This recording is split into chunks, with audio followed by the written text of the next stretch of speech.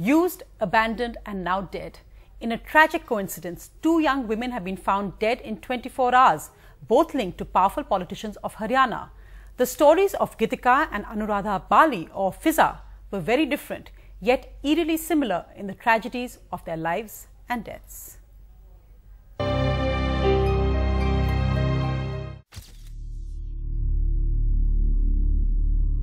A tale of 2 deaths. 2 women, both linked to powerful Haryana politicians, used and abandoned, now dead.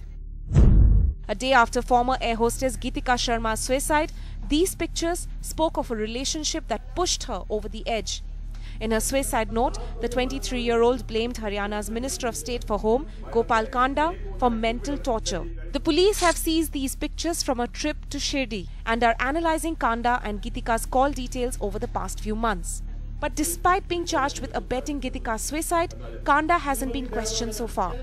Gitika had worked under Kanda for 4 years in 2 companies run by the politician. The family says the 23-year-old quit her job 2 months back, but the politician kept harassing her.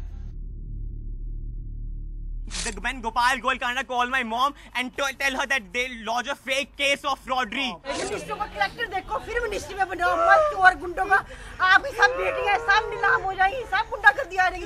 मेरी 2 महीने से करीब एक single call भी इसके साथ या इसकी मेरे साथ नहीं है. जब आप 2 महीने से किसी के टच में नहीं है, तो आप उसको कैसे उकसा सकते हैं? For a minister in charge of home, Kanda was in the thick of scandals. In July last year, Kanda's security personnel had badly beaten up former cricketer Atul Vasan on the highway after Vasan's car overtook his motorcade. But Vasan didn't press charges. Kanda also faced serious charges including beating up tax officers during raids at his offices. Just a day after Gitika's suicide, another young woman found dead. She'd been romantically linked to a man belonging to a powerful political family in Haryana. Fiza or Anuradha Bali, once married to then Chief Minister Bhajan Lal's son Chandar Mohan, was found dead in her home in Mohali. Police said she had been dead for a few days, but there was no suicide note. The body is in a highly decomposed state at the moment, and it's very difficult to come to a conclusion right away. That's why we have got a magistrate, we've got a medical officer. Anuradha Bali alias Fiza first shot to fame for her relationship with Haryana's then Deputy Chief Minister Chandar Mohan. He later married her and that also hit the headlines, but the marriage didn't last too long. Bali quit as Assistant Advocate General of Haryana in 2008 and converted to Islam to marry the already married Chandra Mohan. But within 40 days, Chand Mohammed returned to his first family. That's when Fiza allegedly attempted suicide. Friends said she later went into depression. A few months ago, when she was arrested after a fight with neighbours, the police said she needed psychological help. Neighbours say they last saw her alive on 2nd August.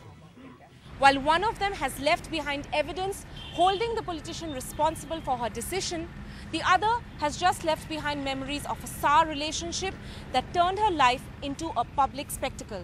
With Ketki Angre in Chandigarh, Tanima Biswas for NDTV. Saw 2 tragic deaths of young women linked to a much larger abuse of power. Joining me tonight, Chetan Bhagat, well-known writer and columnist, who's also just released his latest book, What Young India Wants. It's selected essays and columns of his. I'm also joined by Khushbu, a politician of the DMK and activist. I'm also joined by Dr. Renuka Dagar, social researcher from Chandigarh. Thank you all very much for joining me tonight. Chetan Bhagat, in some ways it's an irony. We have a young, emerging India, people with ambitions and dreams. And then we see how in some senses, 2 very different girls, one a lawyer, one a young air hostess, and how their dreams have ended. You talk in your book, in your essays and columns of the abuse of power. Do you see that happening here? Yeah, I mean, firstly, Sonia, it's obviously a very sad development. What has happened, no young person deserves to, end their life this way. And, this is extremely sad because often young people don't realize in the times of distress that there's a lot of life left and there will be ups and downs and they shouldn't quit. Having said that, I don't know the facts of the case really, but obviously the girl has something to do with this politician, otherwise people would not mention someone in a suicide note, and I think the investigations will continue.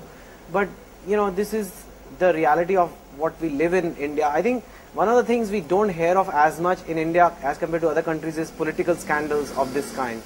And maybe slowly they're going to come out of the woodworks like this. and there is obviously abuse of power not just at policy making level, but perhaps also at this personal level happening. But like I said, it will be inappropriate for me to comment on the individual merits of the case, which frankly nobody really knows right now.